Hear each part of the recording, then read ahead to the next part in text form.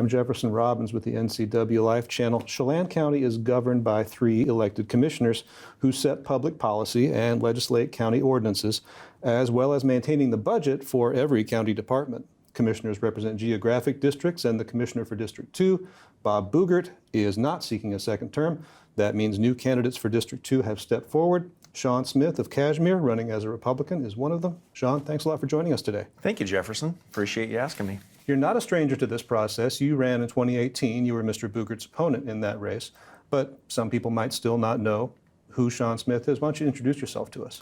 Absolutely. I'm from Kashmir. I've been here for about 48 years now. My parents moved here accidentally when the car broke down on Blewett Pass, and Kashmir is the place that they stopped to get it repaired, and we never left. I graduated Kashmir High School in 1989 and went off to Northwest Nazarene University down in Idaho and met a phenomenal woman down there that ended up becoming my wife, and brought her back to the Valley in '95 and was able to start our own business in 1997 here in Wenatchee. And it's the Walkabout Grill. It's been there for 27 years now, and we're going on our 8th year up in Leavenworth with the 2nd location. So we're very connected to this valley and very concerned about the health of the valley and the economic health of the valley, and that keeps us here. Talking about county departments, community development is one that's pretty crucial, pretty influential, works with a lot of the development and construction and building in our county. It's been a department in some crisis off and on for some time. What do you think needs to happen in terms of reforming that agency? Well, I think finding the right person that has thick enough skin to handle the customers coming in the front door and treat them with respect and treat them with good customer service, which I have, of course, been doing for all these years at the restaurant, gives them the ability to come in with a question rather than come in and think they're doing something wrong and get a good answer. And finding the right person that can handle that with a customer mindset is going to be important. And of course, it's been a revolving door over there at community development for as long as I can remember, 15 years plus. There's been a lot of people that have come and gone through there.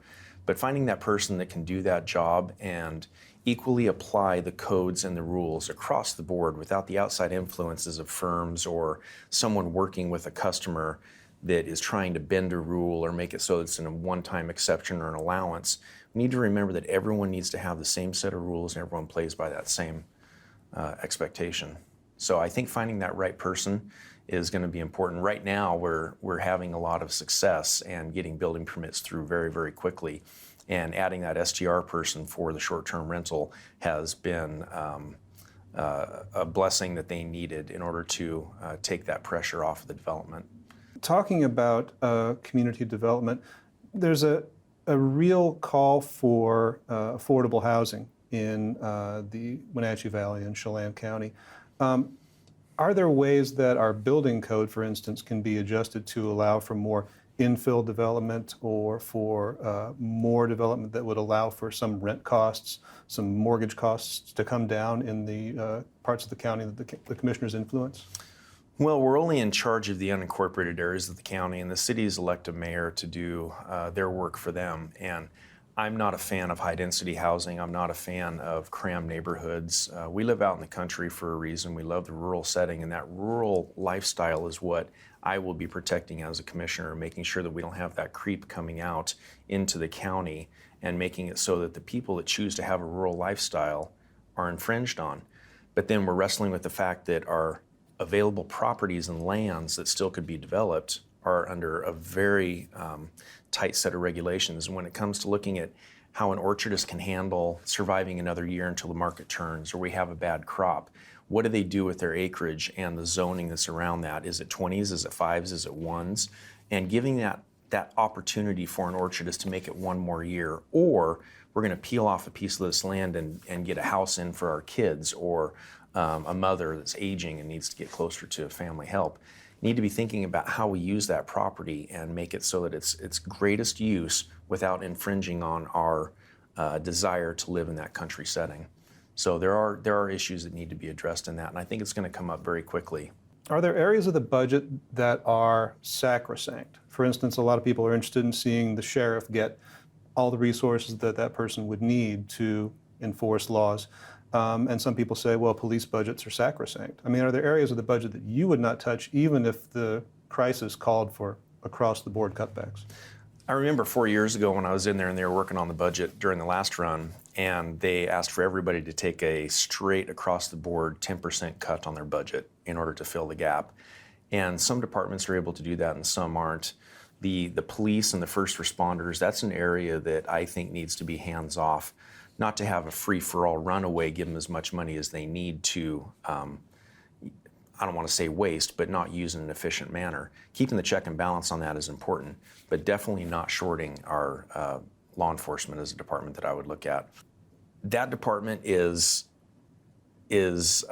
growing and needs to grow, especially with the pressures that we're getting from outside our region. And, you know, coming up from the southern border or whether it's coming over from the west side, we're seeing a lot of pressures here that we didn't have 10, 15, 20 years ago. And it's making us all more aware of those needs. So that's a department that I would have to say is kind of hands off, as long as those people that are putting their lives on the line every day for us, they need to go home to their families as well safely, just like we desire to go home to our families safely. So is that to say that the sheriff can never expect a cutback that Sean Smith will vote for? There would be things that we'd have to question and say, is that a need or is that a want? And in my family, we go down our budget and we say, okay, guys, with 4 kids, you have to really be thinking about how you spend your money and appropriate the money to different things. So I've taught my children, is that a need or is that a want? If that's a need, we do it now. If that's a want, we save money for it, we budget for it, or we find an alternate revenue stream in order to make that happen.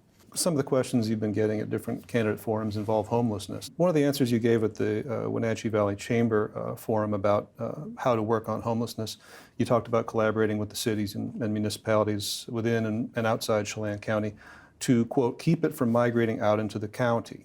How do we do that so that we do not encourage this activity that continues to be a magnet for others to come and have this easy way of life? It sounds like kind of a discouraging tack that you would take. Does that mean you wouldn't support projects that might wish for county funding, like say if there was a proposal like the Safe Park at Wenatchee Rescue Mission, which gives people living in their vehicles a place to remain for up to 4 months? Is that something that you would not support? No, I would support that, but I think you need to look at the fact that just like the Field of Dreams, if you build it, they will come. You want to make it so that the people that need that are the people that actually want help and want to get a leg up in life. I don't believe in handouts, I believe in hand-ups. And when you just hand out things without strings attached or confirming that you're not on a substance that is abusive and destroying your life, that is just encouraging that activity and encouraging more of that to come here. We're seeing it creep out into the county a little bit, but thankfully the cities have taken their monies, whether it be East Wenatchee and Wenatchee combined, and building the safe park for them to park at.